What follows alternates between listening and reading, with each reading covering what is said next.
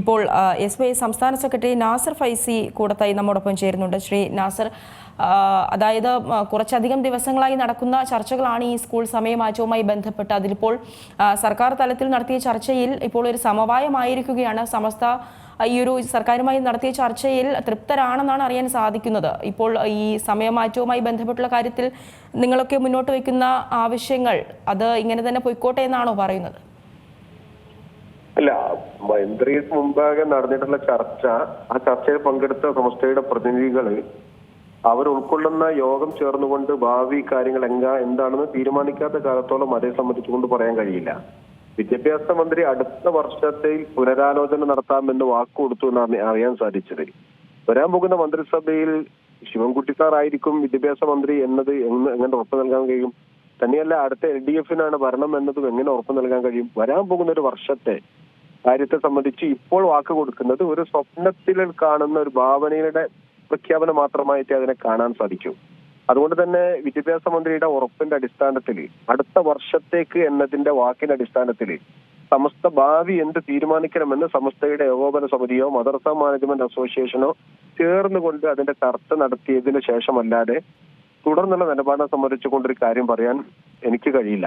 വിദ്യാഭ്യാസ മന്ത്രിയുടെ വാക്ക് ഒരു പ്രഹസനമായിട്ടാണ് എനിക്ക് തോന്നുന്നത്. കാരണം അടുത്ത വർഷത്തിൽ പുനരാലോചന നടത്താം എന്ന് ഈ വർഷത്തിൽ ആർക്കും ഉറപ്പ് കൊടുക്കാൻ വിദ്യാഭ്യാസ മന്ത്രിക്ക് ആരാണ് അധികാരം കൊടുത്തത് എന്ന് എങ്ങനെ ചിന്തിച്ചിട്ട് മനസ്സിലാകുന്നില്ല എന്നൊരു വിരോധാഭാസവും ഒരു പരിഹാസ്യ രീതിയിലുള്ള ഒരു കമന്റുമാണ് ഇതിനെ സംബന്ധിച്ച് എനിക്ക് പറയാൻ കഴിയുന്നത്.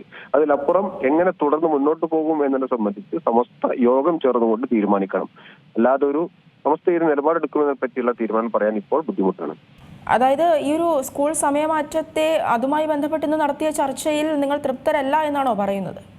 തൃപ്തരാണോ അല്ലേ തീരുമാനിക്കേണ്ടത് യോഗം ചേർന്നുകൊണ്ടാവണം. യോഗം ചേർന്ന് തീരുമാനിക്കണം അതേ സംബന്ധിച്ചുകൊണ്ട് തൃപ്തരാണോ അല്ലേ എന്ന്. അപ്പോൾ ഈ ഒരു വിഷയത്തിൽ ഇനിയും മുന്നോട്ട് പോകാനാണോ തീരുമാനം? അല്ല, തീരുമാനവും യോഗം ചേർന്നിട്ട് തീരുമാനിക്കണം. ഞാനത് വ്യക്തിപരമായ ഒരു അഭിപ്രായം പറയാൻ പറ്റുന്നതല്ല. പക്ഷേ വിദ്യാഭ്യാസ മന്ത്രിയുടെ ഈ പ്രഖ്യാപനം പ്രഹസനമായിട്ട് എന്തൊരു കമന്റ് ഞാൻ അവിടെ പറയാണ്.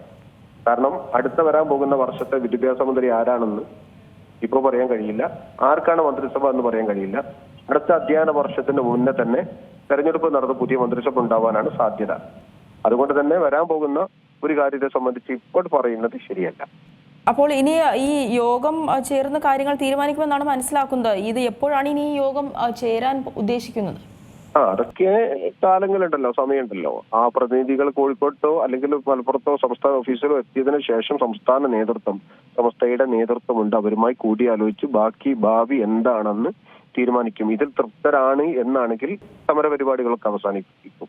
അതല്ല, തൃപ്തരല്ല, ഒരു വരാൻ പോകുന്ന ഒരു വർഷത്തെ പ്രഖ്യാപനം ഇപ്പോൾ വിദ്യാഭ്യാസ മന്ത്രി നടത്തിയത് ഏത് രീതിയിലാണെന്ന് വിലയിരുത്തി അതിന്റെ പ്രായോഗികരെ പഠിച്ച ശേഷം സമരം മുന്നോട്ട് പോകണോ പോകണ്ടേ എന്ന് യോഗം തീരുമാനിക്കും.